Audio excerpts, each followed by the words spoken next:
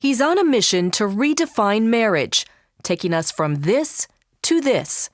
But the words you'll hear are not anything goes, but equal rights for all. They're fighting words for Tim Gill, but don't expect to hear from him. Tim Gill is stealth. He's under the radar. When he goes after a candidate and targets a candidate, he doesn't make homosexuality the issue. He picks something else because he knows the issue of homosexuality is still risky among the electorate. A Colorado native, Gill still calls Denver home. He made his millions in the 80s and 90s as the founder of publishing software giant Quark. But in 2000, he moved to full-time philanthropy. Gill favors giving to mainstream charities like the Denver Aquarium. He ties the money to so-called non-discrimination policies and establishes himself as a community pillar. But it's in the area of politics where his giving is starting to get the most attention. His strategy is to go after the young, up-and-coming conservatives, to knock them out early, and to send a message of intimidation and fear to other conservatives. Gill's giving to candidates and causes began in 2000. It reportedly started with $300,000, then $800,000 in 2002, and a whopping $5 million in 2004. But unlike so many other big-time political donors, Gill focuses almost exclusively on state and local races, believing public policy starts from the ground up. One of Gill's more recent targets was Ray Martinez of Fort Collins, Colorado. As the Republican mayor of this city and heavily Republican area, Martinez thought he had a great shot at winning a state Senate seat. The odds looked very good. The pollings that we saw were very favorable. But in the last few weeks of the campaign, Martinez got hit with an avalanche of media attacking his personal character and pro-life stance. We didn't know who was funding that. We heard rumors of it, but we could never find their names, and we couldn't expose those because it was buried in the, barrage of paperwork. Martinez had raised over $300,000, more than enough, he thought, to win Fort Collins.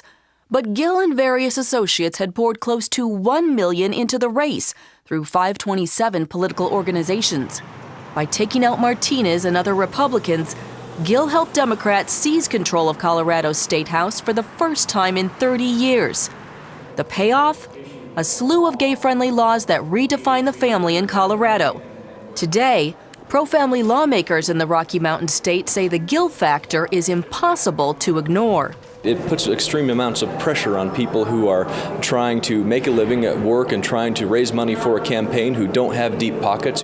In 2005, Gill started the Gill Action Fund. Located in this nondescript D.C. office building, the fund's mission is securing equal opportunity for all people, regardless of sexual orientation or gender expression. The next year, the fund's success rocked the political world. According to several published reports, it orchestrated donations worth $15 million to Gill's favored candidates and causes. The payoff this time: wins in 50 of 70 targeted campaigns and power changes in the state chambers of Michigan, Pennsylvania, Washington, and Iowa. Gill took out Iowa House Speaker Danny Carroll with one of his favorite stealth tactics: small checks from Gill and friends around the country. Carroll never knew what hit him. Today, Gill's no secret in the gay world. Out magazine just named him the 5th most influential gay in the country. But Gill, his spokesperson, and big-time gay rights organizations all refused requests from CBN News to talk about Gill. Perhaps because Gill fears the spotlight could hurt his current plans. Gill did tell Atlantic Monthly that he has an even larger target list in 2008. CBN News found that the New York State House is one of those targets. Last fall, according to the New York Attorney General's office, Gill gave $50,000 to the New York State Senate Democratic Campaign Committee. It doesn't take much, and a few $1,000s in a state race can make a huge difference. Why did Gill pick New York? For starters, the Empire State teeters on the brink of legalizing same-sex marriage. The House has already passed a bill, and lawmakers agree if Democrats can pick up just one more Senate seat and take control of that chamber, same-sex marriage will pass. As far as the strategy, I think it's brilliant, for him to be able to take and to move away from what is so costly at the federal level. He rightly recognizes that many of the battles are being fought at the state level. And so by trying to tip just a few races at the state level, he can make a huge impact. Perhaps one of Gil's smartest strategies is staying behind the scenes. Here in Albany, we've had a hard time finding a lawmaker who knows his name, let alone anything about his influence. Have you heard of a gay rights activist from Colorado named Tim Gill? No, I have not. Are you aware of his influence at all in New York? I haven't seen it in New York. Even the hard-charging Senate Majority Leader Joseph Bruno, who stands to lose the most, knew little, at least before CBN News alerted him. CBN News doing a story on gay rights activist Tim Gill of Colorado. Can you tell me, are you aware of his influence in the state Senate? I am not intimately aware, no. But Bruno is promising a fight. We're not going to be influenced by pressure from people from out of state, especially, just trying to jam and ram legislation through the legislature with dollars. Across the country in Colorado, State Republican Chair Dick Wadhams insists that pro-family issues can and should win the day.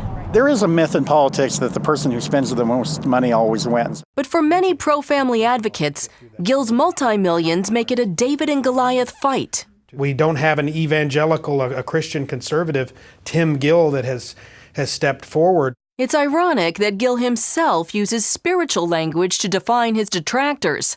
In Atlantic Monthly, he called his opponents the forces of darkness. It's a warning, say his observers. They are not shy about saying that every dollar they spend is with the goal of what they call punishing the wicked.